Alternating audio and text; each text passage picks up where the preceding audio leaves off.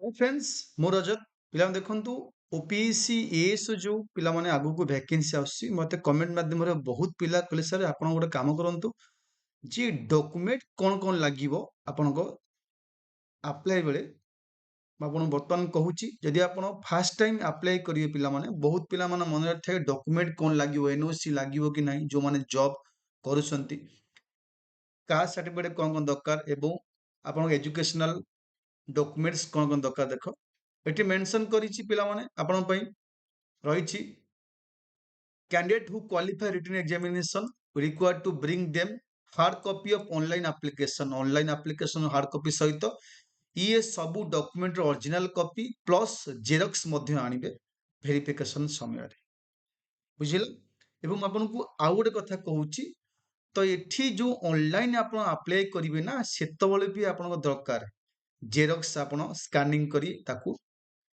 Upload करिवे first 10th रो certificate दरकार आपनकर एज इश्यू प्रूफ पाई जो मानकर एज पचारुची एज आपण 10 सर्टिफिकेट ही आपनकर मैच करिवे 10 सर्टिफिकेट प्लस मार्कशीट आपण अपलोड करिवे एवं प्लस 2 मध्य सेम रहइबो सर्टिफिकेट मार्कशीट डिग्री मध्य सेम रहइबो two recent passport size photograph on sign एवं on attested which has been uploaded with online application form सहित अपलोड मध्य टू तो नो टू रिसेंट दीटा फोटो तो आपण मागिबन गोटिए फोटो मागिबो प्लस आपनकर वेरिफिकेशन टाइम रे फोटो मध्य आपण दीटा नै थिबे ठीक अछि जेतले आपण वेरिफिकेशन हबो जेतले रिटन पाई सारिबे एटा होची आपण ऑनलाइन एप्लिकेशन समय रे आपनको जदि कोनोसी एससी एसटी का बा एसीबीसी अछंती तो आपनको गोटी कास्ट सर्टिफिकेट मागिबो बाय बात एबो एनी आइडेंटिटी प्रूफ आपण एठी आधार कार्ड देई परिबे कि आपण वोटर आईडी देई परिबे एवं आपनकर पैन कार्ड भी देई परिबे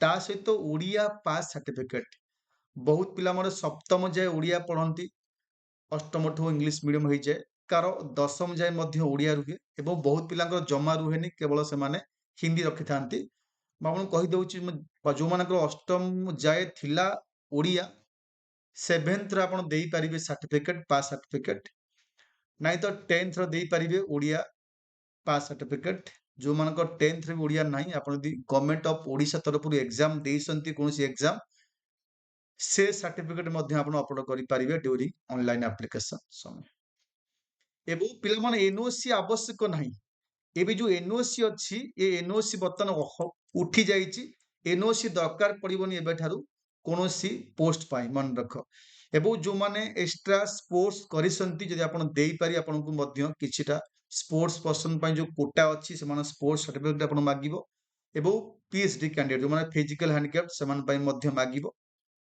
हला ये सब आपण रहिबो एवं एठी मध्य मेंशन करि देछि पिला माने women belongs to SCBC SC/ST category are required to submit caste certificate by birth showing daughter of आपण कहार झियो बा कहार वाइफ आपण caste certificate by virtue of marriage that is showing wife of यदि आपण वाइफ मेंशन करिवे तो आपण marriage certificate देई परिवे नाही तो कास्ट मध्य देइले आपण को लेखे जो जे बाय डॉटर ऑफ जहाँ भी ना थिबो से भी देई परिवे OBC certificate will not be accepted in lieu of SEBC एटा भल से मन रख जो माने एसीबीसी करूसंती से कहूँ OBC certificate will not be accepted in lieu of ACBC certificate and candidate submitting OB certificate are liable for the rejection eighty बहुत भलो क्वेश्चन कहला आगुर पिला माने कोन कहते ना ओबीसी की एससीबीसी भाबंती ओबीसी अलगा एससीबीसी अलगा जो माने OBC category sorry SCBC category आपण ओबी सर्टिफिकेट दउसंती आपनकर ओबी सर्टिफिकेट रिजेक्ट हे जिवो and some candidate submitting OB certificate are liable to rejection मानेला तो आपन को एससीबीसी दबाकू पड़िबो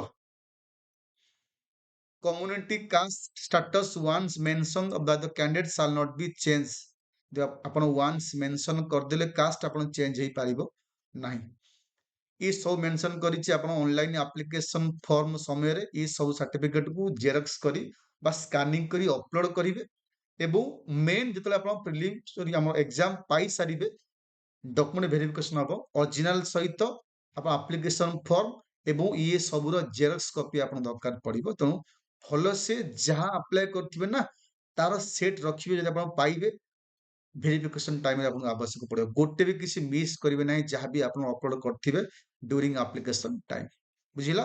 ଇଏ ଥିଲା ପିଲାମାନେ ଆପଣଙ୍କର ରହିଲା ଆପଣଙ୍କର ଡକୁମେଣ୍ଟ କଣ କଣ ଲାଗିବ। ମନେରଖ ଏନ୍ଓସି ଆଉ ଆବଶ୍ୟକ ହବ ନାହିଁ ଏବଂ କାଷ୍ଟ ସାର୍ଟିଫିକେଟ ବା କୌଣସି ଡ୍ୟୁରେସନ ଦରକାର ନାହିଁ। ଆପଣ ୱାନ୍ସ ଆପଣ ପାଇଛନ୍ତି ମାନେ ତା ଲାଇଫ ଟାଇମ ରହିବ ଭ୍ୟାଲିଡିଟି।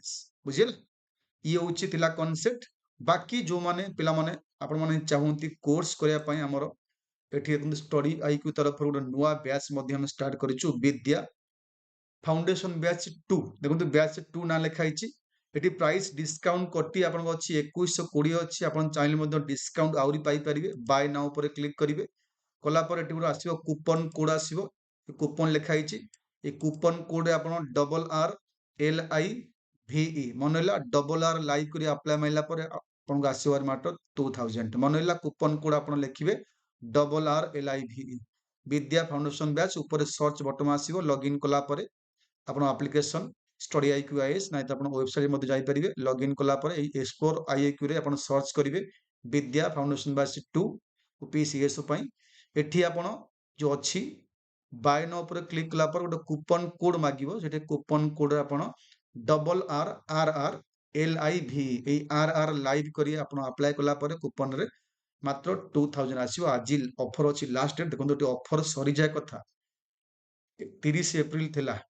ଅଫର ଏପର୍ଯ୍ୟନ୍ତ କଟିନି। ଯୋଉମାନେ ଚାହୁଁଛେ ଜଏନ୍ କରିବାକୁ ଜଏନ୍ କରିପାରିବେ।